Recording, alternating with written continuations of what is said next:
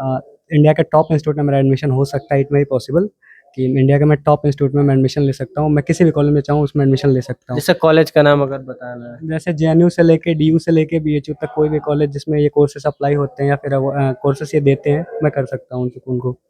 And मैं student रहा हूँ लाइफ साइंसेज का, दिल्ली यूनिवर्सिटी में शिवाजी कॉलेज से।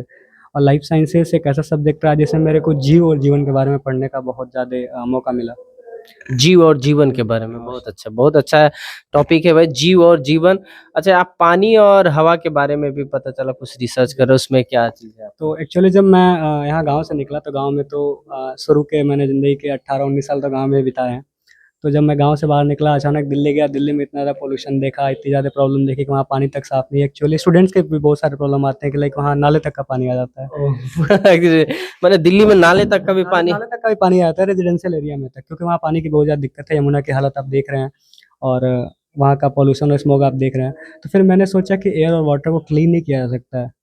तो फिर मैंने से पढ़ाई स्टार्ट की, लाइक कि एयर और वाटर क्लीन करने कौन कौन से टेक्निक्स हो सकते हैं। तो सीवेज ट्रीटमेंट प्लांट एक आपने नाम सुना होगा, हाँ यार। एसटीपी। तो बेसिकली मैंने ये देखा है बहुत ज़्यादा खर्चीला है, बहुत ज़्यादा खर्चीला है, बहुत ज़्यादा टाइम कंज्यूमिंग है, बहुत ज़्यादा एनर्जी कंज्यूमिंग है। इतना आसान चीज़ें नहीं होती। तो फिर मैंने सोचा कि मेरा सब्जेक्ट है लाइफ साइंस है, जिसमें हम पढ़ते हैं जीव और जीवन के बारे में। तो क्यों नहीं कुछ जीवों की मदद से, जिनके पास क्लीन करने की एबिलिटी होती है। जैसे कि मान लीजिए आपने एग्जांपल देखा होगा वल्चर्स का। वल्चर्स क्या करते हैं, जितने भी सड़े गले पदार्थ होते हैं उनको क्लीन करते हैं। ऐसे ही कुछ ऐसे माइक्रो ऑर्गेनिज्म है, कुछ ऐसे बैक्टीरिया हैं, कुछ ऐसे वायरसेस हैं, कुछ ऐसे बैक्टीरियोफेजेज हैं, कुछ ऐसे एल्गी हैं, फंजाई हैं, जो सॉइल को क्लीन कर सकते हैं, जो एयर को क्लीन कर सकते हैं, जो वाटर को क्लीन कर सकते हैं। तो मेरा बेसिकली काम और मेरा बेसिकली जो रिसर्च होने वाला है, इन्हीं चीज़ पे रिसर्च होने वाला है कि ये कौन से प्लांट है, उनको प्लांट है, एनिमल्स है, एल्गी है या फंजाई है, जिनकी हेल्प से हम वाटर और एनिमल्स वाटर को, एयर को और सॉइल को क्लीन कर सके वापस से, और वापस से धरती को हरा भरा बना सके।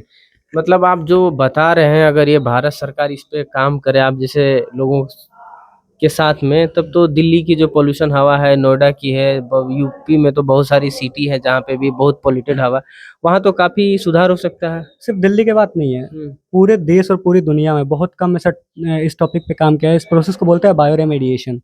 बायो रेमेडिएशन अर्थात पानी, एयर, जो भी चीज़ें हैं मतलब हमारे एनवायरनमेंट में, इनको क्लीन करना with the help of bio, मतलब होता है जीव, जीव के सहायता से, जीवों की सहायता से इनको क्लीन करना है। इस पे बहुत कम रिसर्च हुआ है। जैसे कि गंगा का पानी अपने आप क्लीन रहता है, आपने सुना होगा गंगा का पानी हमेशा अपने आप क्लीन होता है। क्यों होता है? उसमें एक स्पेशल टाइप की फैमिली की बैक्टीरियोफेज पाई जाती है, इनको बोलते हैं माइक्रोवायरोडी। अब माइक्रोवायरोडी फैमिली के बैक्टीरियोफेज जो होते हैं वो दूसरे बैक्टीरिया को मार देते हैं ताकि उसका पानी सड़े नहीं। इसके लिए पानी गंगा का गंगा का सड़ता नहीं है, गंदा नहीं होता है, उस पर सेल्फ क्लीनिंग एबिलिटी है। अदर जो जगहों के पानी, अदर जगह जैसे टेम्स नदी है, टेम्स नदी बहुत जल्दी गंदी हो सकती है, परंतु गंगा नदी इतने टाइम से बहती आ रही है और गंदी नहीं होती है। नहीं, उसका पानी कितना भी टाइम तक आप रख दो सड़ता नहीं है, क्योंकि उसमें एक स्पेशल टाइप के बैक्टीरियोफेज पाए जाते हैं। तो हम उसको आइसोलेट करके अगर हम ऐसे पानी में डाल दें जो नॉर्मल पानी भी है, तो उसमें आने वाले बैक्टीरिया को मार सकती है। तो मैं ऐसे जीवों की, ऐसे माइक्रो ऑर्गेनिजम्स की खोज में हूँ, या फिर मैं ऐसी चीज़ों की रिसर्च में हूँ कि जिसकी सहायता से हम साफ़ कर सकते हैं। जैसे कि बहुत सारे एग्जांपल काई का आप ले सकते हो। काई बहुत सारे एल्गी के टाइप होते हैं जो क्लीन कर सकते हैं वो एयर को। फंजाई, फंजाई मतलब आपने देसी भाषा में बोले मशरूम देखा है? हाँ, मशरूम या तो बहुत सारे मशरूम के अंदर रेडियो एक्टिविटी तक को झेलने की क्षमता होती है, वो रेडियो एक्टिविटी तक खींच सकते हैं। जैसे कि कहीं परमाणु बम तक फटा है, फॉर एग्जाम्पल चेरनोबिल का एग्जाम्पल देख लीजिए, वहाँ पे एक स्पेशल टाइप का फंजाई मिलने लगा है।